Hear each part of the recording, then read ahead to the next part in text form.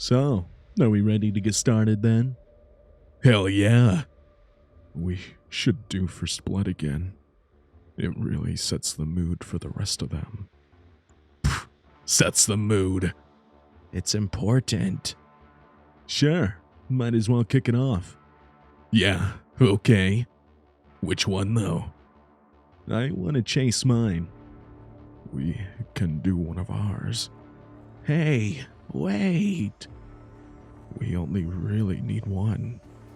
Yeah. Alright, fine. Oh, the girl then. The crybaby. No, please. You two okay with dropping one of yours? Yeah, sure. The one named Jack approached the sobbing woman and grabbed her. He dragged her into the middle of the group. I couldn't just let this happen. I struggled to get up on my knees. Stop! Oh? Suddenly all their attention was on me. A wave of fear and regret passed through my body. What's wrong? Do you want to take her place? What? He's mine! You know the rules. But you just called dibs on yours. Are you really gonna fight me on this? No. Good. Suddenly, Jack was grabbing me by the arm and dragging me into the middle as the two lizard masks moved the crying woman back to her original spot. Let's get this started on our eager volunteer. Derek knelt down and slapped my face with no warning. The yelp I let out from the sting seemed to really capture his attention. He flashed a knife deliberately in my field of vision.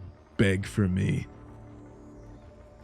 Please, please don't do this. Please, please. There was no point in trying to keep my pride now. I just wanted to survive. I cried out in pain and surprise as he dragged his knife roughly along my collar anyway. Just like that. The knife hurt, but something in his intense focus was more concerning to me. He stared right into my eyes as he cut me. It was enough to stop me from noticing the hands on my legs. When I finally realized, it was too late. I shrieked as another knife plunged deep into my leg. I couldn't stop from crying in pain now. Derek held my face tightly in front of him.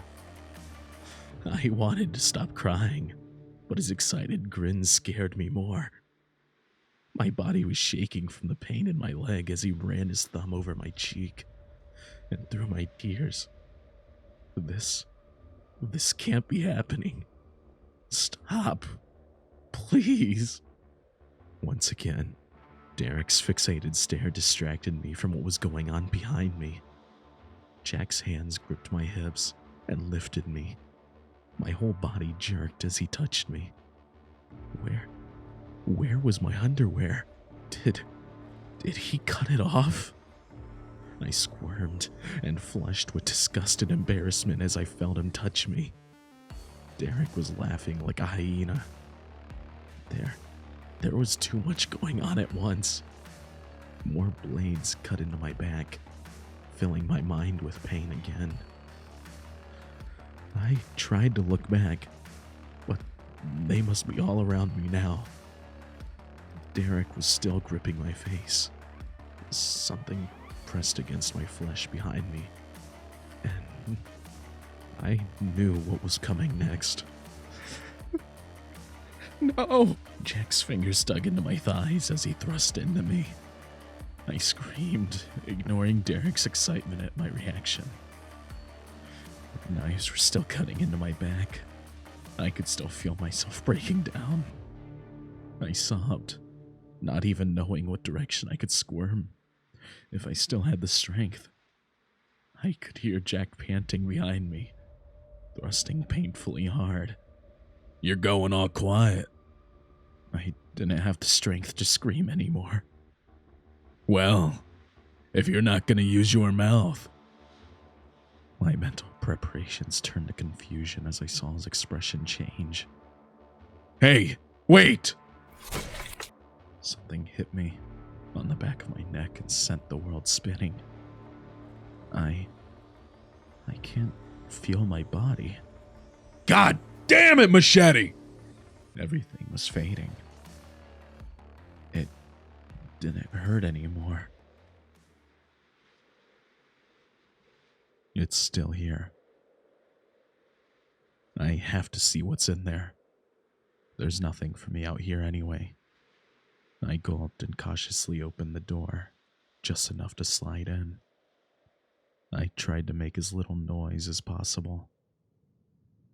I carefully stepped through the door and into the cave. I froze at the sound of voices. Thanks, dragon. Okay, where's the Komodo? One of the other captives were on the dirt table in the middle of the cave. He looked terrified, but he wasn't moving. I watched silently as one of them brandished a knife. Oh, no. Stop! Both lizard masks turned to me. Oh, God, what have I done? The large man with a knife barreled at me. There was no room to dodge. I screamed as the knife plunged into my chest. His weight easily crushed me against the dirt. I was completely pinned down. He turned and looked back at his companion. Just kill him. We already started with this one. The man pinning me down nodded. Wait! He grabbed my face, and I felt the jagged blade tear through my throat. As I tried to scream, blood came from my neck and mouth. I struggled against him for a few long seconds as he held me tight, until I couldn't move anymore. I held still. I have to be careful about this. I looked at the captive again. He wasn't tied down at all. They must have done something to him. I don't think I could count on him helping. The two masked men were concentrating on the captive in the middle. They were muttering over him. I held in a gasp as I watched one of them cut their victim. He didn't make a sound. He must be paralyzed. But his eyes were wide open, tears flowing down his face. I have to do something. The two in masks prodded at their victim while talking quietly. He's not screaming. I don't think he can. I was sure they must be able to hear my breathing, but they were deeply concentrating on their task. What do you think then? What do I do? Just don't mess around with the center yet. You have to go slowly. I watched in horror as the glinting blade was brought closer to the innocent man's body. They're gonna kill him. The tension in my legs caused my foot to shift. Shit! The large man with the knife barreled at me. I grabbed the slender one and whipped him in front of my body. We both fell backwards under the force of Dragon's attack. Did he? No. Mike! He dropped the knife and grabbed the other masked man's face. I squirmed out from under him. He didn't seem to be paying any attention to me at all. Please. The injured man coughed. He'd been stabbed right in the chest. Jace, it's okay. You didn't mean to. I know you didn't mean to. I tore my eyes away from the bizarre scene to search the floor. The knife. I bent down and grabbed it. Neither one of them noticed me. I held the bloody knife up. There's no way out of this cave but through them. I think the big one is crying. My hands were shaking. I can't do this. I stumbled backwards. The motion caught the attention of the big guy. You. Shit. Suddenly everything was a blur. It's too dark. Hands clasped around my neck. And then they loosened. I looked down at the blood running from the knife on my body. I held it out, and he cuffed once and fell to the side off my blade. Blood pooled from his body. I realized I was shaking and panting. I don't know how long I stayed like that, until a soft groan of pain caught my attention. The captive. I pulled the blade out, unwilling to let it go, and I rushed to the side of the table with the bleeding victim. He seemed to be able to move at least slightly. I got them. You're okay now.